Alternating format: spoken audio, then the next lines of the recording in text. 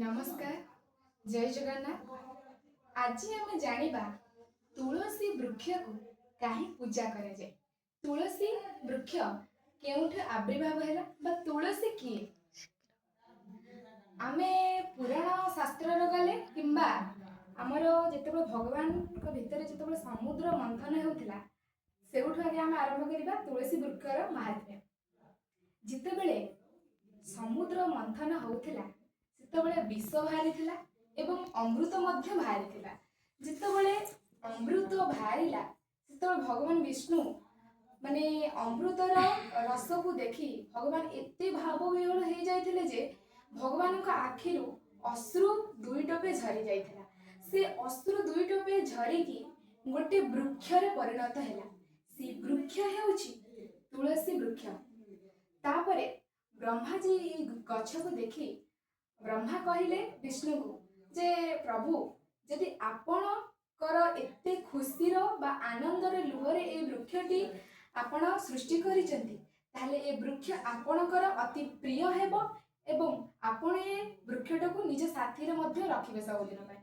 सेति पय भगवानकर खाइबारे हो पीबारे हो किंबा माने बेसरे हो सब क्षेत्र रे तुलसी लागुची। भगवान भोजन रे तुलसी न पड़े भगवान विष्णु आउ किंबा आमर ठाकुर तीन मूर्ति हूँ कहीं भी भोग ग्रहण करती ना। जेबे तुलसी पड़िबो भगवान से ग्रहण करेंगे। एटा हैला समुद्र मंथन रे जाउथिबा तुलसी वृक्षर आविर्भाव। तापरे तुलसी को पूजा आमे काहे करू जेतेबेले तुलसी होउची गोटे शक्ति माने शक्तित्वर गोटे कहानी कहले चले।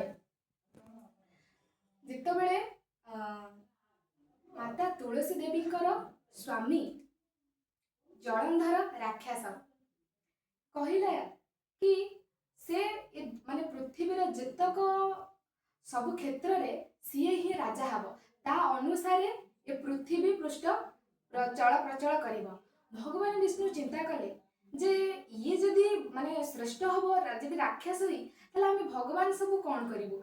ये तो आपको मारिले भी मारी हेबनी कहीं ना तुलसी देवी तो आंखर माने स्त्री तो जेहेतु एते सत्यत्व जे तांको सत्यत्व भी माने सत्यत्व बल रे आंखर माने आयुष कमिबो नाही ना ये केबे मृत्यु करिवे नाही। सेति में भगवान मन मन भाबिले कि जलंधर को मारिले ही सबुर समाधान हेबो। दिने तुलसी देवी तांखर कक्ष रे विश्राम नेउथिला बेले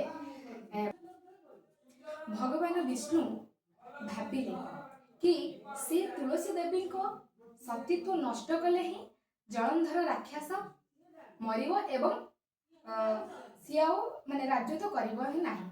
सेति पई भगवान विष्णु राक्षस जलंधर रूप नै कि माता तुलसी देवी को कक्ष गले एवं तांको स्वामी रूप रे तांकर तुलसी देवी सतीत्व को मध्य नष्ट करदेले। से सतीत्व को नष्ट करिला परे तुलसी देवी बा कहीं जानिबे ये तांको स्वामी नो कि आउ के से तो तांको स्वामी रूप नै कि आसीथले तापरे तांको सतीत्व को नष्ट कर देले। तापरे जेतेबेले भगवान स्वयं नारायण रूप देखिले से तो पूरा चमकी पड़िले तुलसी देवी कि प्रभु आपण मो स्वामी रूप नै कि निजे आसी कि मो सतीत्व को नष्ट कले एबे कहंतु मु एबे कोन करिवो। तापरे भगवान तांकर जेतक कथा किंबा तांकर स्वामी को कथा मध्य कहिले।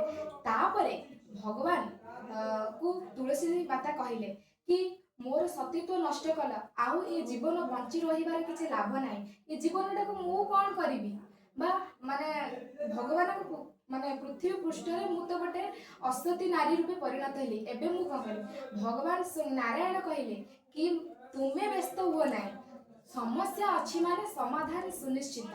तापरे भगवान कहिले कि मोर जे कोनोसी क्षेत्र रे तुलसी न हेले कोनोसी कार्य सफल हेबो नाही। सेथि पई तुलसी देवी को आमे कार्तिक मास पूजा करो एवं तुलसी चंगरा मूले सबुदिन आमे पानी दियो तुलसी को पत्र को भगवान नारायण को भोगरे लगाओ। एया होची तुलसी रो महात्म्य। जदि एई कथा गुडी भल लागि थबो कमेंट रे निश्चय जणिबो।